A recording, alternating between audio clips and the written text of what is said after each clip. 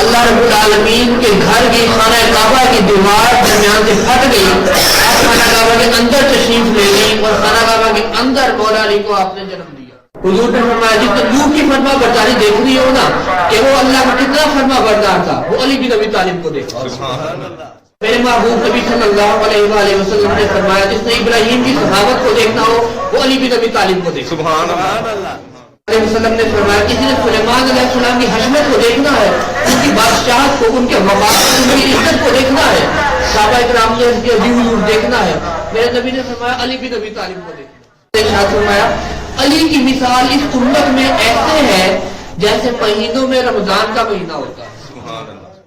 میسر ای شد سعادت کسے را میسر ای شد سعادت بکعبہ ولادت بمسجد شہادت۔ یہ مہینہ رجب المرجب کا جہاں بے شمار فضیلتوں کا حامل ہے، وہیں اس مہینے کو ایک نسبت 13 رجب سے بھی حاصل ہے۔ 13 رجب ایسی ہستی کا تذکرہ کہ جن کا نام لینے سے پہلے انسان وضو کرنا ضروری سمجھتا ہے، اس ذات کا تذکرہ کہ جس پہ اللہ رب العالمین مہربانی کرنا چاہے اسے یہ نام لینے کی توفیق عطا فرماتا ہے، جس پر محبوب کریم صلی اللہ علیہ وسلم رضا مند ہو، انہیں ان نفوس قدسیہ کے تذکرے کی، ان کو یاد کرنے کی توفیق ملتی ہے۔ میری مراد سید الاولیاء امام المتقین والاشجعین امام الاولیاء داماد رسول زوج بطول ابو الحسن حضرت سیدنا علی المرتضی علی بن ابی طالب کرم اللہ تعالی وجہہ الکریم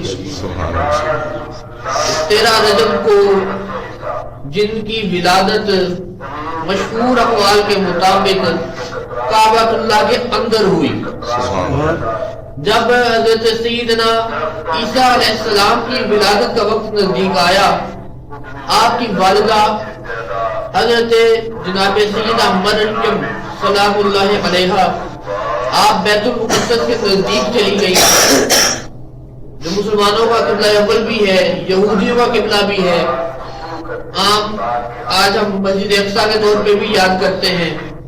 آپ جس وقت بیت المقدس کے نزدیک چلی گئی، جناب مریم سلام اللہ علیہا کی طرف فرشتہ اللہ رب العالمین نے بھیجا کہ اللہ فرماتا ہے یہ خانہ خدا ہے، یہ مسجد ہے، یہ اللہ کا گھر ہے، آپ پر زچگی کی درد، زچگی کی بچے کی پیدائش کی درد آپ پر طاری ہے، اللہ کے گھر سے دور ہو جائے۔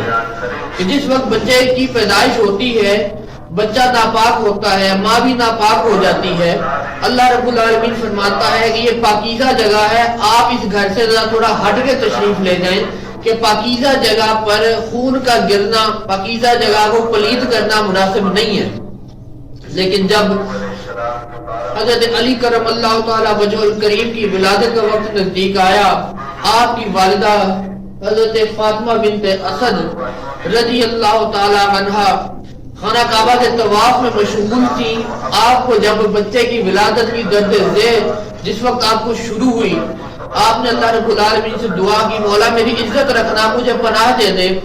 اللہ رب العالمین کے گھر کی خانہ کعبہ کی دیوار درمیان سے پھٹ گئی، آپ خانہ کعبہ کے اندر تشریف لے گئی اور خانہ کعبہ کے اندر مولا علی کو آپ نے جنم دیا۔ سبحان اللہ۔ مولا علی کو آپ نے خانہ کعبہ کے اندر پیدا فرمایا۔ اللہ رب العالمین نے جو قرآن میں فرمایا انما یرید اللہ لیذھب عنکم الرجس اہل البیت ویطہرکم تطہیرا، کہ اے اہل بیت رسول، اللہ تو یہی ارادہ رکھتا ہے کہ تمہیں ہر طرح کی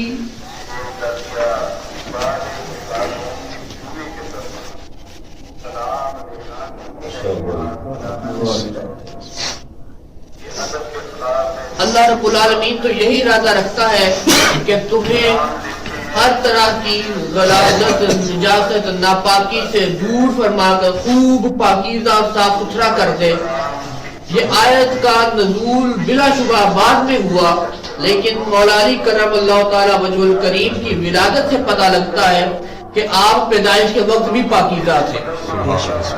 جب خانہ کعبہ کے اندر آپ کی ولادت ہوئی، اسی وقت اللہ رب العالمین نے آپ کو پاکیزہ اور منزہ فرما دیا تھا۔ محبوب کریم صلی اللہ علیہ وآلہ وسلم سے سوال کیا گیا، حضور آپ سب سے زیادہ محبت کس سے کرتے ہیں؟ جانے کائنات صلی اللہ علیہ وآلہ وسلم نے ارشاد فرمایا، میں سب سے زیادہ محبت اپنی شہزادی سیدہ فاطمہ سے کرتا ہوں۔ اس زمانے میں بیٹیوں کے ساتھ محبت کرنا بھی بڑا معیوب سمجھا جاتا تھا، اسے بیٹیوں کے ساتھ محبت ہے۔ اللہ کے نبی صلی اللہ علیہ وآلہ وسلم نے خود عمل کر کے یہ تعلیم دی کہ بیٹیوں سے محبت کرنا نبیوں کی سنت ہے۔ صحابہ کرام نے سوال کیا، حضور نہیں ہم نے آپ سے آپ کی شہزادی کے بارے میں نہیں، ہم نے اصحاب کے بارے میں پوچھا تھا۔ صحابہ کرام میں مردوں میں آپ سب سے زیادہ محبت کس سے کرتے ہیں؟ آقا کریم صلی اللہ علیہ وآلہ وسلم نے ارشاد فرمایا، فاطمہ کے شوہر علی کے ساتھ۔ سبحان اللہ، فاطمہ کے شوہر علی سے میں سب سے زیادہ محبت کرتا ہوں۔ آقا کریم صلی اللہ علیہ وآلہ وسلم مسجد نبوی میں تشریف فرما تھے۔ میں وہ منظر اکثر جب یہ حدیث مبارکہ پڑھتا ہوں، میں منظر اپنی آنکھوں میں سوچتا ہوں۔ آپ بھی وہ منظر سوچئے گا کس طرح کا منظر ہوگا۔ محبوب کریم صلی اللہ علیہ وآلہ وسلم تشریف فرما ہے اسٹیج کے اوپر۔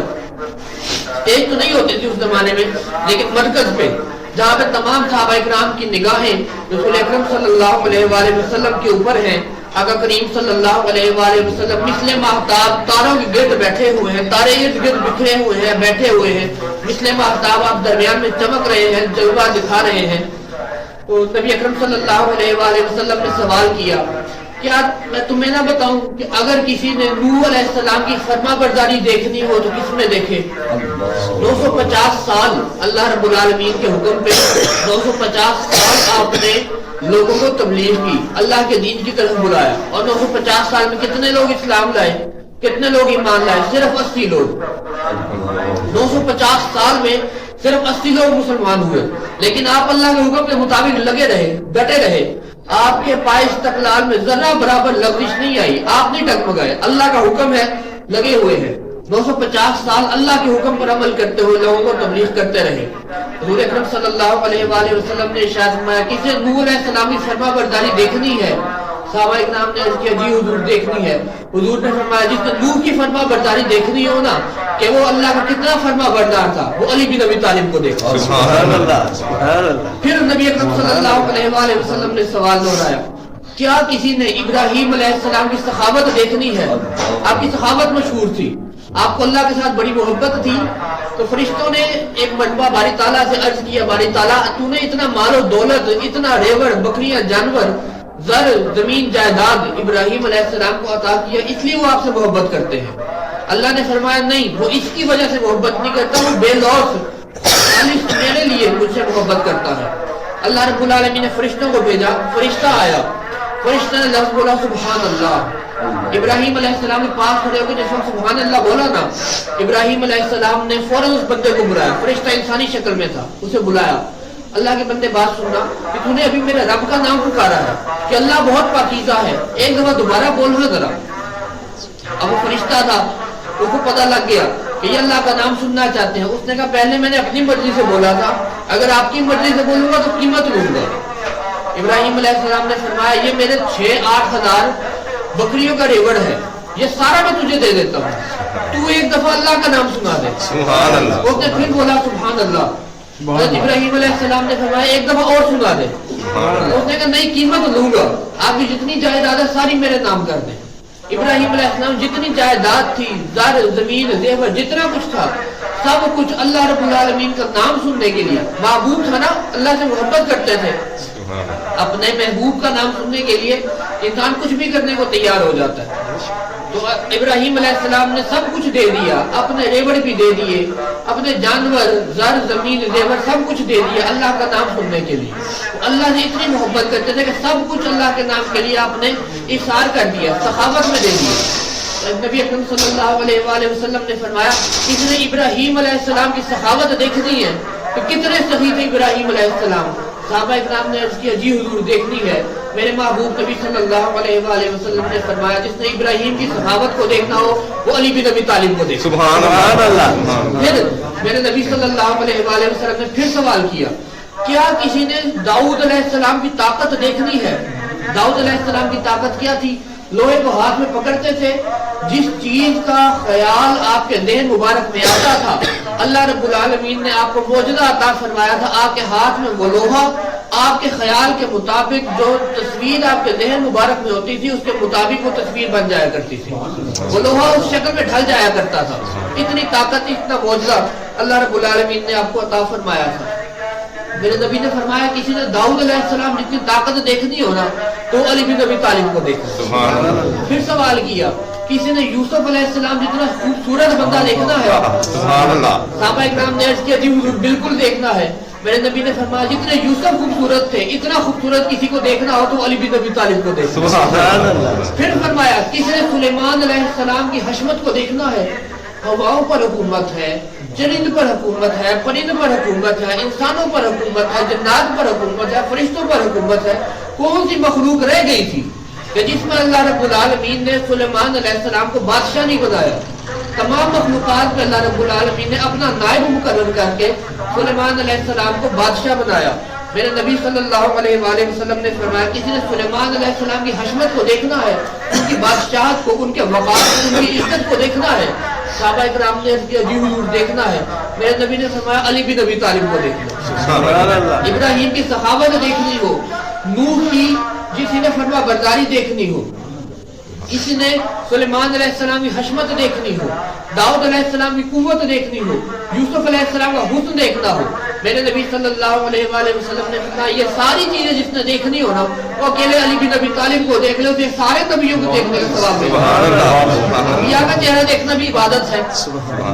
نبی اکرم صلی اللہ علیہ وآلہ وسلم نے ارشاد فرمایا علی اور میں اس امت کے دو باپ ہیں, میں بھی اس امت کا باپ ہوں, علی بھی اس امت کا باپ ہے.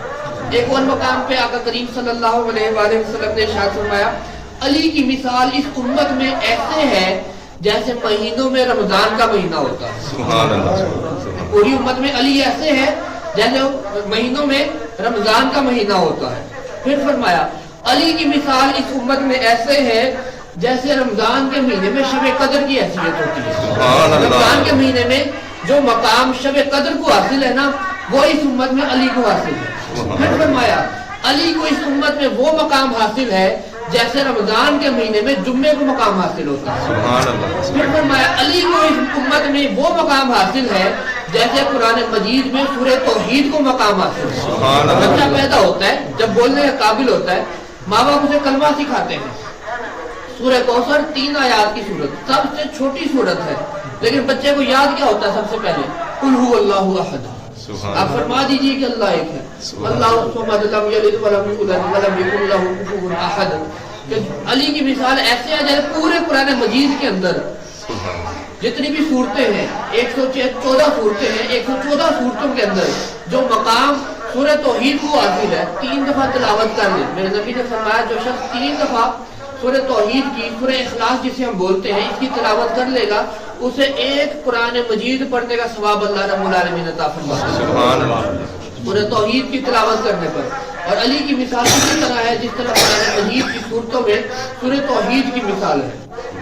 ایک اور مقام پہ نبی اکرم صلی اللہ علیہ وآلہ وسلم اللہ رب العالمین کی طرف سے فرشتہ آیا, اس نے نبی اکرم صلی اللہ علیہ وآلہ وسلم کو اللہ رب العالمین کا پیغام پہنچایا. پیغام پہنچانے کے بعد واپس چلا گیا. آقا کریم صلی اللہ علیہ وآلہ وسلم مسجد میں تشریف فرما ہے اور بھی صحابہ اکرام موجود ہیں. اچانک حضرت علی کرم اللہ وجہ الکریم تشریف لاتے ہیں. آپ آ کے نماز ادا فرمانا شروع کر دیتے ہیں. نماز ادا فرما رہے ہیں, باہر سائل ایک آتا ہے دروازے پر, آواز لگاتا ہے کوئی جو اللہ کے نام پہ فقیر کو دے دے.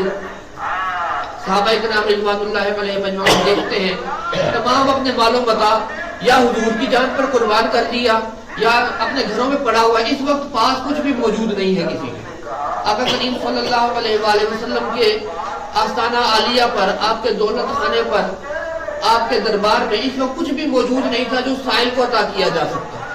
اس نے پھر سوال کیا ہے کوئی اللہ کے نام پر فقیر کو دینے والا؟ پھر کوئی جواب نہ آیا. اس نے تیسری مرتبہ پھر سوال کیا. جس وقت کوئی بھی بندہ نہ اٹھا، حضرت علی کرم اللہ تعالیٰ وجہ کریم اس وقت حالت رکوع میں تھے، رکوع ادا فرما رہے تھے. حضرت علی کرم اللہ وجہ کریم نے رکوع کے دوران ہی جو انگوٹھی آپ نے اپنی چھوٹی انگلی میں پہن رکھی تھی، آپ نے رکوع کے دوران ہی ایسے دھکا دے کے تو اپنی انگوٹھی کو نیچے گرا دیا. نیچے گرانے کا مقصد یہ تھا کہ سائل کو پتہ لگ جائے کہ انگوٹھی نیچے گر گئی ہے، انگوٹھی دے دی گئی ہے. سائل آیا، انگوٹھی اٹھا کر لے گیا. جو فرشتہ نبی اکرم صلی اللہ علیہ وآلہ وسلم کی بارگاہ سے ابھی واپس گیا تھا، فوراً دوبارہ حاضر خدمت ہوا. جب حاضر ہوا، محبوب کریم صلی اللہ علیہ وآلہ وسلم نے پوچھا اللہ کا کیا حکم ہے؟ لازمی بات ہے، فرشتہ آیا ہے، اللہ کا حکم لے کر آیا ہے. اللہ کے فرشتے نے نبی اکرم صلی اللہ علیہ وآلہ وسلم کی خدمت میں عرض کیا اللہ رب العالمین فرما رہا ہے انما ولیکم اللہ ورسولہ والذین آمنوا، بے شک جو مومنوں کے مددگار ہیں وہ اللہ رب العالمین کی ذات اقدس ہے اور محبوب کریم صلی اللہ علیہ وآلہ وسلم کی ذات اقدس ہے اور وہ لوگ جو ایمان لائے. پھر آگے آیت کا حصہ الذین یقیمون الصلاۃ، یہ وہ لوگ ہیں جو نماز قائم کرتے ہیں، ویؤتون الزکاۃ اور زکات دیتے ہیں، صدقات و خیرات کرتے ہیں. وہم راکعون، کس حالت میں؟ جس وقت وہ رکوع کی حالت میں ہوتے ہیں. رکوع کی حالت میں بھی نماز پڑھ رہے ہیں، پھر بھی رکوع کی حالت میں بھی اللہ رب العالمین کے نام پر زکاتیں دے رہے ہیں. یہ آیت مولا کائنات حضرت علی المرتضیٰ کرم اللہ تعالیٰ وجہ کریم کے حق میں نازل ہوئی، آپ کی شان میں یہ نازل ہوئی.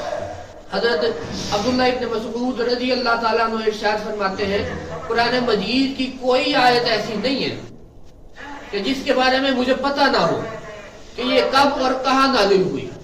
قرآن مجید کی جتنی آیات ہیں مجھے تمام کا شان نزول پتہ ہے، کس کے حق میں نازل ہوئی، کب نازل ہوئی، کس موقع پر نازل ہوئی. مجھے صرف شان نزول کا پتہ ہے، مواقعوں کا پتہ ہے، لیکن اس کے ظاہری معنی اور باطنی معنی ہر طور پر تمام معنی اس کے جتنے بھی معاملات اللہ رب العالمین نے آیات میں سمجھائے ان تمام کا علم صرف علی المرتضیٰ کرم اللہ وجہ کریم کے پاس. خود حضرت علی کرم اللہ وجہ کریم تحدیث سنت کے طور پہ اللہ رب العالمین کا شکر ادا کرتے ہوئے ارشاد فرماتے ہیں کہ مجھے وہ مقام حاصل ہے جو قرآن مجید میں سورہ فاتحہ کو حاصل ہے. سورہ فاتحہ کے بغیر قرآن مجید شروع ہی نہیں ہوتا، ابتدا میں ہی سورہ فاتحہ شریف لکھی ہوتی ہے. مجھے وہ مقام اللہ رب العالمین نے عطا فرمایا جو قرآن مجید میں سورہ فاتحہ کو ہے. پھر فرمایا مجھے وہ مقام ملا جو سورہ فاتحہ میں تسمیہ کو ہے، جو بسم اللہ کو حاصل ہے. بسم اللہ کے بغیر تو سورہ فاتحہ شروع ہی نہیں ہوتی. قرآن مجید پڑھنا ہو تعوذ کے بعد اللہ نے حکم دیا جب بھی قرآن پڑھنا ہو پہلے شیطان مردود سے پناہ مانگ لیا کرو، اللہ رب العالمین کی پناہ میں آ جائے گا کہ شیطان ہم سے دور رہے، شیطان ہمیں تنگ نہ کرے. اس کے بعد سورہ فاتحہ کی ابتدا بسم اللہ الرحمن الرحیم سے ہوتی ہے. مولا علی نے فرمایا کہ مجھے وہ مقام حاصل ہے جو سورہ فاتحہ میں بسم اللہ کو حاصل ہے. پھر فرمایا کہ مجھے وہ مقام حاصل ہے جو بسم اللہ میں با کو حاصل ہے. سبحان اللہ. اور با کے نیچے جو نقطہ ہے نا وہ حقیقت میں میں ہی ہوں. سبحان اللہ. بسم اللہ نہیں پڑھی جاتی، قرآن مجید شروع ہی نہیں کیا جا سکتا جب تک علی کے دربار تک نہیں پہنچ سکتے. نہ اسلام کو پا سکتے ہیں نہ ایمان کو پا سکتے ہیں. سبحان اللہ. اللہ رب العالمین کے پیارے نبی صلی اللہ علیہ وآلہ وسلم نے خصوصی طور پر تمام صحابہ اکرام کو اکٹھے فرما کر ارشاد فرمایا قیامت والے دن جس جگہ پر میں موجود ہوں گا میرے قرب میں صرف علی موجود ہوگا. جو مقام اللہ مجھے دے گا، جو عزت جو فضیلت قیامت والے دن مجھے ملے گی، جو مرتبہ مجھے ملے گا، علی برابر کا اس میں شریک ہوگا. اللہ رب العالمین کی بارگاہ میں دعا ہے کہ ہم سب کو نبی اکرم صلی اللہ علیہ وآلہ وسلم کے صحابہ اکرام اور اہل بیت سے سچی محبت عطا فرمائے.